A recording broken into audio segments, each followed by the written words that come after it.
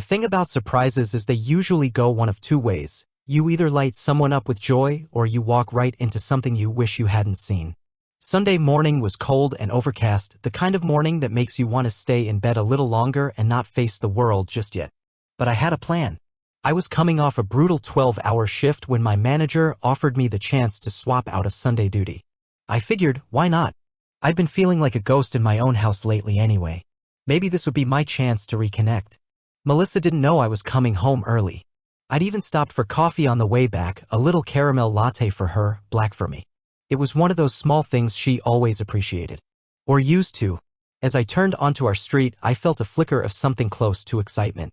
It had been a while since I'd surprised her with anything.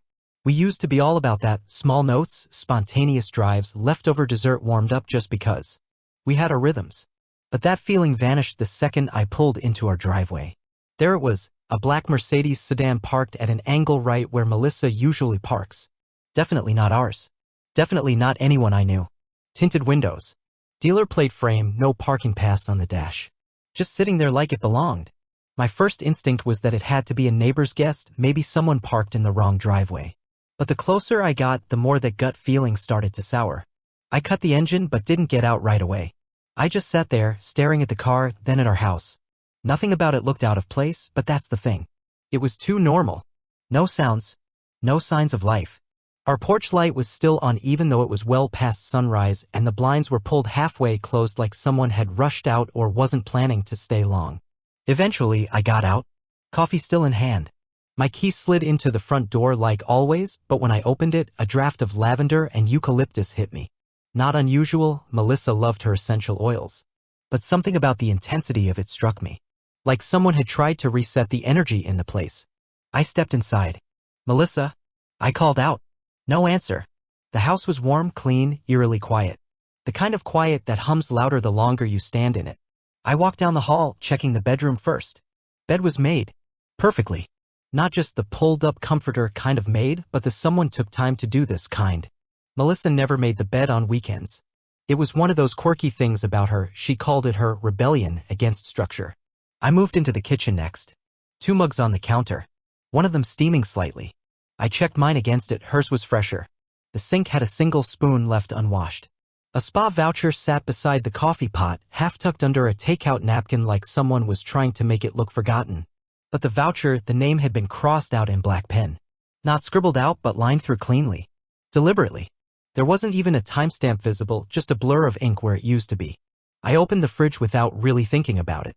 Inside, almond milk, half a bottle of white wine, some leftover pad thai, and a donut box sealed. Nothing unusual. But something still didn't sit right. Bathroom was next. And that's when I saw it. The toothbrush. A second toothbrush, blue, soft bristles, not the brand I use, neatly placed in the cup beside hers. It hadn't been there last week. I know because I had reorganized the bathroom shelf while she was at work. There were 2 fresh razors, one of them definitely not hers. It still had those factory dots on the handle. New. I stared at it for a while, like it would blink and disappear. Like maybe I was overthinking.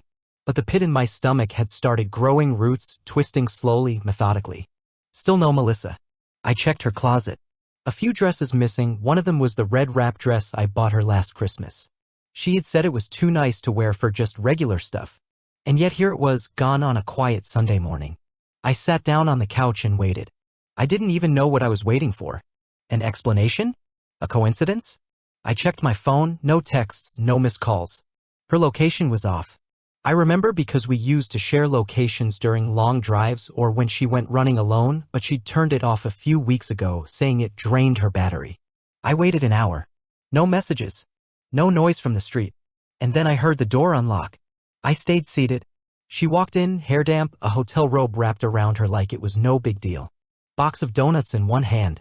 Her phone pressed against her ear, laughing about something, some inside joke I wasn't part of. Her face dropped when she saw me. Oh, she said. Not startled. Not embarrassed. Just surprised. You're home. The way she said it, like I wasn't supposed to be. Like I had ruined something. I didn't say anything. I just looked at her. She lowered the phone. Didn't hang up. Just ended the call with, "I'll text you later." No name. No apology. No question about the coffee I had left on the counter for her. I was with the girls. she said, her voice sliding into place like a rehearsed line. Spa day. Bachelorette weekend for Kendra. Remember Kendra? She walked over and kissed my cheek. Too quick. Too casual. Her phone stayed clutched in her hand. She didn't set it down like she usually did. Melissa always tossed her phone into the bowl by the front door the second she came home. Always. Not today. Today it was glued to her palm. I nodded once. Just once. And I watched her carefully. How she avoided looking directly at me. How she walked a little too calmly toward the kitchen. She poured herself coffee, despite already having one. She didn't notice or pretended not to, that I'd already made one for her. I brought your favorite, she said, holding up the donut box. I still didn't say anything. That's when she looked at me. Really looked. Her face stiffened, not with concern but defense. Like a wall going up. Her whole posture changed before I could even ask a single question. That's when I knew. She had something to hide. That night I couldn't sleep. Not even close. I laid on the couch with a blanket I didn't need, eyes fixed on the ceiling fan, watching it spin as if it could somehow slow the thoughts racing through my head. Melissa was in the bedroom. Door closed. No goodnight. No explanation.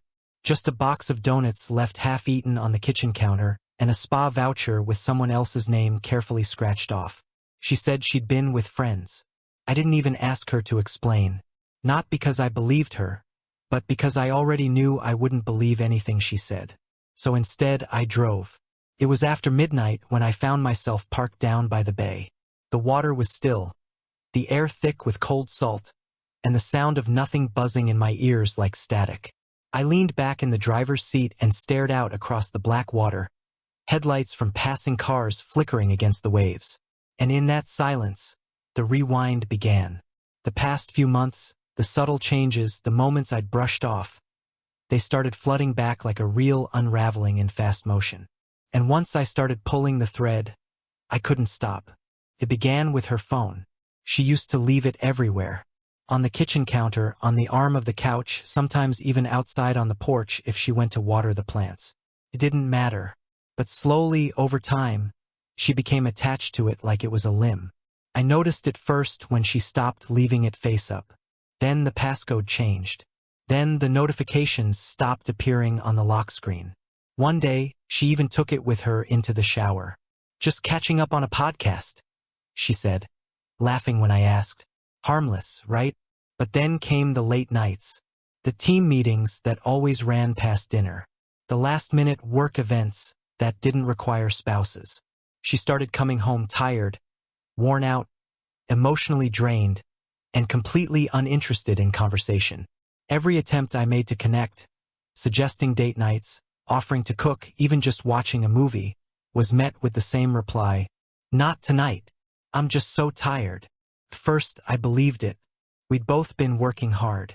Life was hectic. Everyone gets stretched thin sometimes. But then came the excuses that didn't line up. One time, she said she had a client meeting downtown. I happened to be nearby, so I offered to pick her up.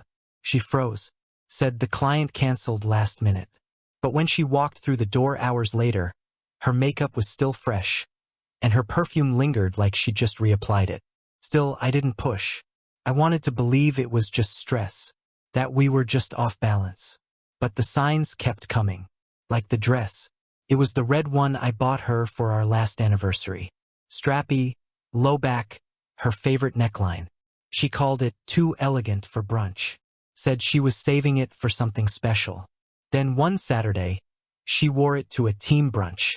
I remember walking into the room and seeing her zip it up in the mirror. Hair curled, lipstick carefully applied, heels that didn't make sense for mimosas and eggs Benedict. You look wow, I said, genuinely surprised. She just smiled and shrugged. We're taking pictures. You know how it is. I nodded, but my gut didn't. Something about the way she grabbed her phone and practically sprinted to the car felt wrong. Like she was late for something that mattered.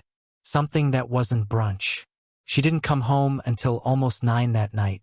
Said they did a last-minute dinner. That was also the day I saw it. The second toothbrush in the bathroom. Blue, new, tucked in like it had always belonged. It wasn't hers. It wasn't mine. I stared at it for 10 full minutes, trying to make it make sense. She had no siblings in town. No sleepovers. No visiting friends. I asked about it later as casually as I could. "Oh, that? I bought it for my coworker," she said, brushing it off.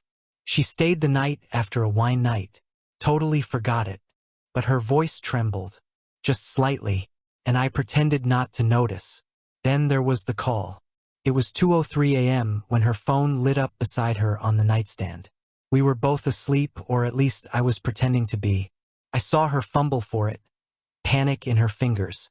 She hit decline so fast it was like she'd trained for it. "Who was that?" I asked, groggy. She mumbled, "Spam. Probably a wrong number." In the morning, while she was in the shower, I checked the call log. "Brandon, don't answer." That's how she had it saved. Like a warning. Or a joke. Either way, it was a name I didn't recognize, and one she never mentioned. I wanted to confront her. I wanted to ask her why she was getting late-night calls from a man saved in her phone like a landmine. But I didn't. Instead, I told myself it was probably just an office prank. That Brandon was annoying. Or inappropriate. That she blocked him. She didn't. The call history said otherwise. And I let it slide. Again. Because believing her was easier than unpacking the alternative. We used to go everywhere together, grocery shopping, hardware store runs, Sunday coffee walks. But she stopped inviting me. "It's faster if I go alone," she said. "You hate shopping anyway." And sure, I'd made my fair share of complaints, but I didn't hate spending time with her. It wasn't about errands. It was about being excluded. One night, she stayed out past midnight. Said her team was doing karaoke after a company dinner. I offered to pick her up. She said no. Said she'd Uber. I watched the app on her phone later. She never went to the restaurant she said they were at. She never went to any karaoke bar. She went to a hotel. One of those boutique ones near downtown. High-end. Low profile. She came home just after 1. Hair a little too perfect. Lipstick smudged like she'd wiped it clean halfway. "Sorry," she said. We lost track of time. I didn't ask any questions. I just nodded and kissed her forehead like a fool. Because somewhere along the way, I convinced myself that loving her meant trusting her. Even when she gave me no reason to. Even when my instincts screamed. I didn't want to be the jealous guy. The insecure one. The stereotype. So I buried my doubts and excuses and smiled through them, hoping that maybe, just maybe, this was all in my head. But it wasn't. I know that now. Sitting there by the bay, I realized that the person I'd been loving wasn't the person who stood in front of me anymore. She was someone else now. Someone who kept her phone hidden. Someone who disappeared for hours. Someone who flinched when I touched her. I kept replaying the small moments. Her pulling away from kisses. Dodging plans. Checking her phone the moment it buzzed. Locking it. Double-checking the locks. She didn't act like someone who had nothing to hide. She acted like someone already caught in a lie, and just waiting for me to catch up. The fog rolled over the water while I sat in that car. Silent. Watching the slow churn of tide against the rocks. That was the moment something broke inside me. Not with anger, but with clarity. I wasn't crazy. I wasn't overthinking. I was finally seeing her for who she was. And I couldn't unsee it anymore. When you live in doubt long enough, it becomes a second skin. You stop looking for answers and start managing the discomfort. You convince yourself that love should be patient, understanding, loyal, even when it hurts. Especially when it hurts. That's where I was. Suspicion had become my shadow. Melissa's behavior had twisted me into someone I barely recognized. Cautious, calculating, numb. I wasn't a jealous guy by nature. I hated the idea of spying, of playing detective in my own home. But there's a moment, there always is, when you stop hoping things will fix themselves. For me, that moment came 3 days after the donut lie. She'd left again. This time for an overnight work conference in the city. Supposed to be a 2-day leadership seminar at some downtown hotel. She sent me a photo of her hotel room, the standard bed, bottled water on the desk, her suitcase in the corner. I stared at it for too long, trying to figure out what she wasn't showing. By then, I'd already bought the cameras. I told her it was for safety. You know, just in case, I said, like I was thinking about break-ins and porch pirates. Melissa nodded, barely looked up from her phone, and said it sounded like a good idea. I installed them myself. One on the porch, one in the back near the sliding door, one in the hallway outside the bedroom. But the one that mattered, the one that would change everything, was in the living room, tucked between the books on the shelf. Hidden but clear. It faced the main hallway and picked up the edge of the kitchen and part of the front entrance. It was subtle, discreet, and it was waiting. I didn't watch the feed constantly. I told myself I wouldn't turn into that guy. I set the system to send alerts for unusual activity, motion after hours, things like that. I kept it quiet, clean, like the part of me still in denial didn't want to admit why I'd really done it. Then came the notification. I was on a night shift, nothing unusual. Around 8:42 p.m., my phone buzzed while I was stocking inventory in the back room. I almost ignored it, but something about the timing made my stomach drop. Motion detected. Living room. I pulled out my phone and opened the app. The feed loaded slowly, one bar of signal fighting for clarity, until it clicked into view. And there she was, Melissa, wearing the same red wrap dress she once called too special for regular days. Her hair was curled, makeup done to perfection. She moved through the door casually, holding a bottle of wine. She didn't look tired, didn't look like someone returning from a seminar. She looked excited, but she wasn't alone. Right behind her, carrying a leather duffel, was a man I recognized instantly. Brandon. The same Brandon I had asked about. The same Brandon saved in her phone with the words, "Don't answer," next to his name. He walked in like he belonged there, like he'd done it before. I watched from my phone screen, frozen. I was at work, surrounded by coworkers, fluorescent lights buzzing above me, and yet I couldn't hear a thing except the dull roar of my own heartbeat. They laughed, talked. I couldn't hear the audio, didn't need to. Their body language said more than enough. Brandon set the bag down, handed her the wine, and pulled her into a hug. It wasn't polite or stiff. It was close, familiar. Her hands around his neck, his arms resting comfortably around her waist. They kissed. Not a peck, not a mistake. A slow, deliberate kiss. In my home, in my living room. I closed the app. Not because I didn't want to see more, but because I didn't need to. I already knew. The denial I'd clung to for months shattered with a single frame of footage. It was one thing to suspect, one thing to feel it, but seeing it, watching her move through the space we shared with another man, smiling like she used to smile at me, that broke something in me. I locked myself in the supply closet, pretending I was doing inventory, and just sat there, back against the wall, hands shaking. I'd spent weeks tiptoeing around the edge of the truth, afraid to look too closely, afraid to confirm what I already knew deep down. And now I had it. Undeniable. Time-stamped. Labeled with our address. She wasn't confused.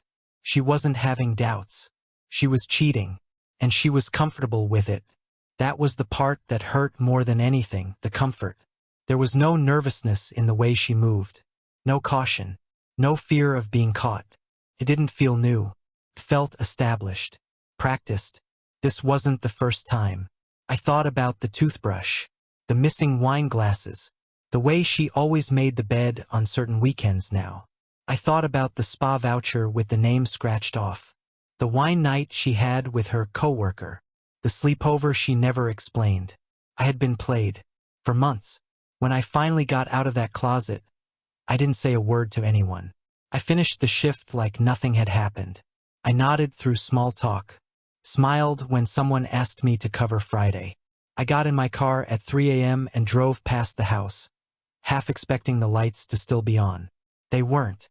She was asleep, peacefully, warm in our bed, with no idea I had watched the moment she'd officially erased us. I didn't go inside. I drove to a 24-hour diner, sat in a booth in the back, and ordered nothing but coffee. The waitress didn't ask questions. She must have seen it before. A guy sitting in silence, hands trembling, eyes staring at nothing. I stayed until the sun came up. I didn't cry. I didn't scream. I just sat there with the reality unraveling inside me like a wire pulled too tight for too long. I thought about how much of myself I had given her. How many nights I stayed up helping her prep for work presentations. How many weekends I sacrificed so she could rest or catch up. The meals I cooked. The time I gave. The loyalty I held. And I wondered how long she'd been slipping away. Not physically, emotionally, mentally. I thought about the distance I'd felt. The cold shoulders. The way she stopped asking about my day. The way she stopped saying, "I love you," like she meant it. I used to think those were signs of burnout. Now I knew they were symptoms of betrayal. By the time I made it to my parents' house, I felt like a shell of myself. I didn't tell them anything. I just asked if I could crash in the guest room. My mom looked at me for a long time like she saw the weight in my eyes and said yes without pressing further. I laid on the bed, fully clothed, phone off, and stared at the ceiling. The silence wasn't peaceful. It was heavy. Absolute. Because the illusion I'd been living under had finally collapsed. And all I could do now was survive the aftermath. There's a silence that doesn't just fill a room, it fills your whole body. That's what I felt the morning after I watched Melissa kiss another man in our kitchen. I wasn't angry. Not in the way people expect. There was no shouting. No holes punched in drywall. No fists slamming down in rage. Instead, I felt hollow. Not empty, emptiness is too clean. What I felt was like someone had scooped out all the warmth and left the shell behind, the structure intact but the meaning gone. I stayed at my parents' house that night. Didn't say much. My dad asked if I was okay and all I could do was nod. I think he knew not to push. He's quiet like me. A man who understands that sometimes the loudest pain is the one you carry in silence. I didn't sleep. Not really. I lay there staring at the same ceiling I used to look up at when I was a teenager, back when my biggest worry was passing a history test or figuring out if a girl liked me. Full circle, I guess. Different pain, same ceiling. I kept thinking about how I got here. How I had spent years building a life with someone who didn't hesitate to burn it all down. Melissa wasn't always this person. Or maybe she was and I just didn't see it. That's the part that keeps me up. I ask myself whether the woman I loved ever truly existed or if I was just seeing what I wanted to see. Maybe both. When the sun came up, I drove to work like it was any other day. I showed up early, grabbed my usual coffee, nodded at the receptionist, and sat through 2 meetings without saying more than a few words. Everyone assumed I was just tired. Maybe they were right. But underneath it all, something had shifted. A part of me that used to reach for her, used to want to fix things, had finally gone still. After work, I didn't go home. I sat in the office parking lot for 2 hours watching the light change, the sky go from soft blue to a shade of bruised purple. I thought about going back to the house. I had a right to. It was my home too. But I couldn't do it. Not yet. Because going back meant looking at her. And I didn't trust myself not to say something I'd regret. So instead, I stayed put. Let the car hum softly beneath me. Let the silence do what it does best, reveal the things I hadn't wanted to admit. I'd been carrying this relationship on my back for a long time. Melissa stopped trying months ago. Maybe longer. But I kept convincing myself that love was supposed to be selfless. That if one person struggled, the other picked up the slack. That's what marriage is, right? At least that's what I believed. That's what I signed up for. But there's a difference between holding someone up and being used as their crutch while they walk away. I remembered the time I canceled a work trip to help her through a bad week. She was overwhelmed dealing with a new client and I didn't want to leave her alone. She didn't ask me to stay, but she didn't stop me either. She said thank you, gave me a hug, and then spent most of that weekend on her phone while I did the laundry and cooked our meals. I remembered the anniversary dinner I planned, how she forgot about it until the last second and showed up wearing jeans and an apology. "I've just been so tired," she said. I accepted it. I always did. Because it was easier to bend than to confront the truth that maybe, just maybe, she didn't care as much as I did. That truth? It's hard. It eats away at you slowly until one day you wake up and realize you've been the only one showing up to a relationship that's supposed to be mutual. By the time I finally drove home, it was close to midnight. I pulled into the driveway and just sat there. Her car was parked neatly, like always. Porch light on. House dark. It looked so normal from the outside. You'd never know it held something broken. I walked in quietly. No sounds except the low hum of the fridge. The smell of her shampoo still hung faintly in the air. A half-drunk glass of wine sat on the counter. A blanket folded on the couch. The home we built was still intact. But the trust? Gone. And trust isn't something you lose all at once. It dies in stages. Mine had been dying for months. Every time she chose silence over honesty. Every time she pulled away and blamed stress.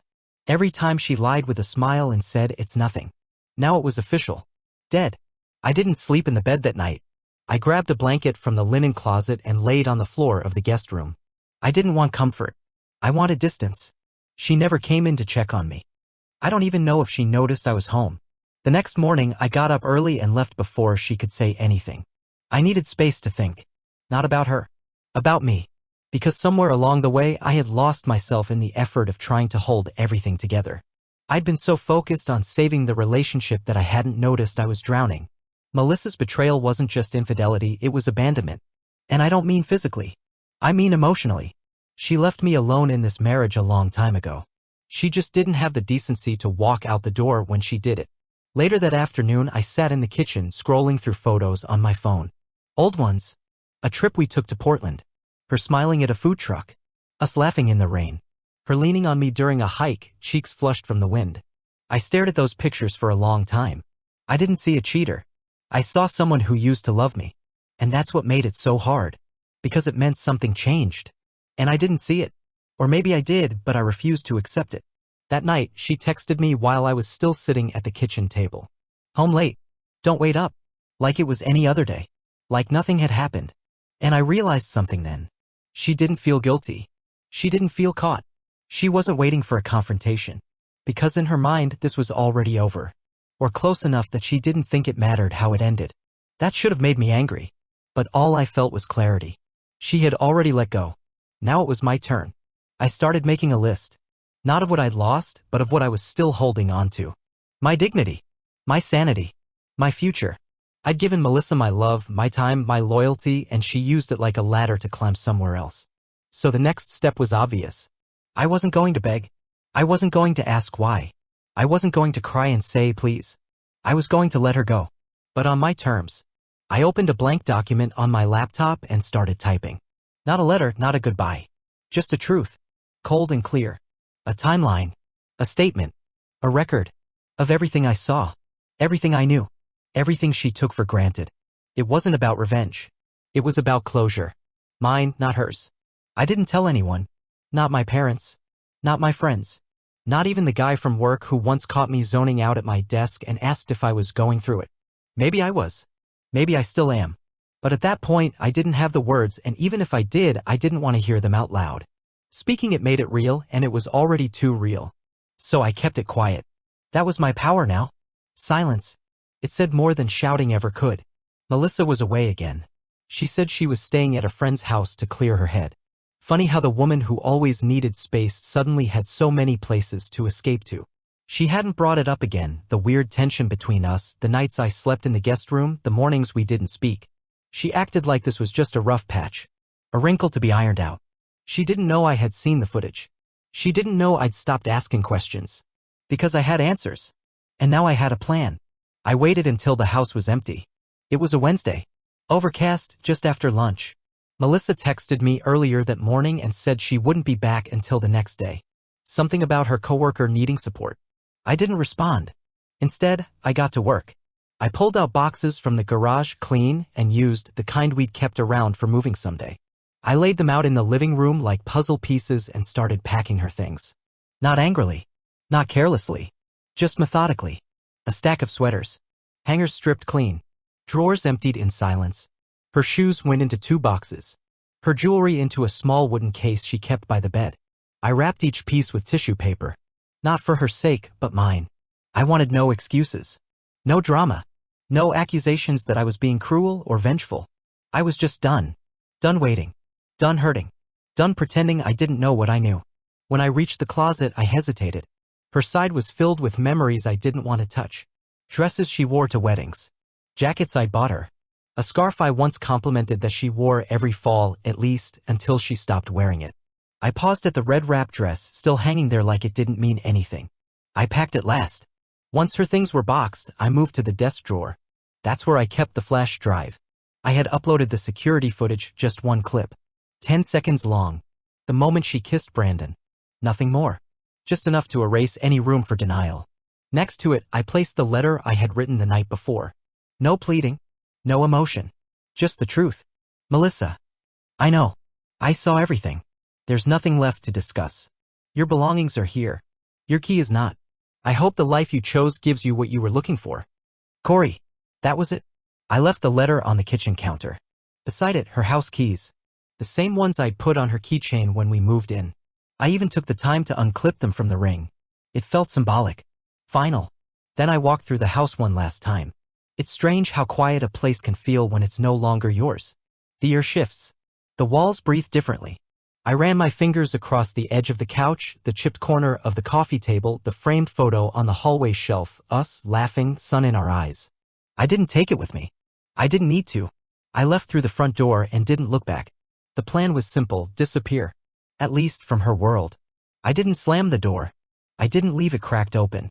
I closed it gently, locked it, and slid my own key through the mail slot on my way out. I had already packed my own bag, a few clothes, a folder of important documents, and the last photo I still cared about, me and my dad fixing up the old car in the garage. Before any of this. Before her. I moved into a friend's guest room that night. He didn't ask questions. Just offered me a beer and said, "You good?" I nodded. I wasn't. But I would be. That first night, I slept for 10 hours straight. No dreams. No nightmares. Just sleep. The next morning, I turned my phone on. 10 missed calls. 7 texts. All from Melissa. Where are you? Corey, I came home and everything was gone. What is this? Please tell me this isn't real. We need to talk. I can explain. Don't do this. I'm begging you. I didn't respond. I didn't block her. Not yet. I wanted her to see that I saw the messages and chose not to reply. That silence wasn't hesitation, it was closure. She called once more. I watched the screen light up. Her name. Her picture. My thumb hovered over decline. Then I let it ring until it stopped. There was no satisfaction in that. Just certainty. She knew. She finally understood that I was done. And in that stillness, no arguments, no screaming, no how could you? I found peace. That night, I went for a walk. Just me in the sky and the sound of my own footsteps. I didn't think about her. I didn't think about him. I thought about the parts of myself I had put on hold. The version of me that used to read late into the night. The one who played guitar even though he was bad at it. The one who used to call his sister just to talk. I hadn't seen that guy in a long time. But he was still in there. Buried. Waiting. And as I watched the streetlights flicker on one by one, I realized something. Melissa didn't take me from myself. I gave myself away. Piece by piece. For her. For us. For the fantasy of a love that only existed in the rearview mirror. And now? Now I was taking those pieces back. The next morning I opened a new bank account. Changed my passwords. Called a lawyer. Started the paperwork. It was mechanical. Not emotional. Like finally cleaning out a garage that had become too cluttered to function. One item at a time. One drawer. One folder. One memory. She texted again that night. I'm sorry. I didn't mean for it to go this far. Can we please just talk? I read it. Then deleted it. She had her chance. And she used it on someone else. Letting go didn't feel like cutting a cord. It felt like opening a door I didn't know I'd locked from the inside. That night, for the first time in what felt like years, I cooked myself dinner. Not a frozen meal. Not takeout. An actual meal. Chicken, rice, vegetables. Nothing fancy. But I plated it, sat down, turned on music instead of a show, and ate slowly. No phone. No interruptions. Just me. Breathing again. Melissa would get the letter. The footage. The truth. But not my attention. Not my pain. Not anymore. Because I had let go. Not in anger. But in full awareness. And when you let go like that, it doesn't hurt. It frees you. Melissa came home to a silent house. No Corey. No keys. No comfort. Just her belongings, neatly boxed, and a letter resting on the kitchen counter like a verdict. At first, she stood frozen in the doorway, blinking like she'd stepped into the wrong life. Then the panic set in. She called. She texted. She cried. But Corey wasn't listening. He was already gone on a train heading west, watching the city shrink behind him through fogged glass. The weight she left on his chest had lifted. Not replaced with happiness, just quiet. That was enough. In a southern coastal town, Corey rented a studio above a woodshop. The owner, a quiet man named Jules, taught him how to work with his hands again. Carving. Sanding. Fixing things with care. Corey turned his phone back on after a week, not to reconnect, but to cut the last strings. Melissa's number. Blocked. The shared cloud. Cleared. There were messages, but he didn't read them. Forgiveness wasn't on the table. Peace was. He didn't need closure from her. The silence between them said everything.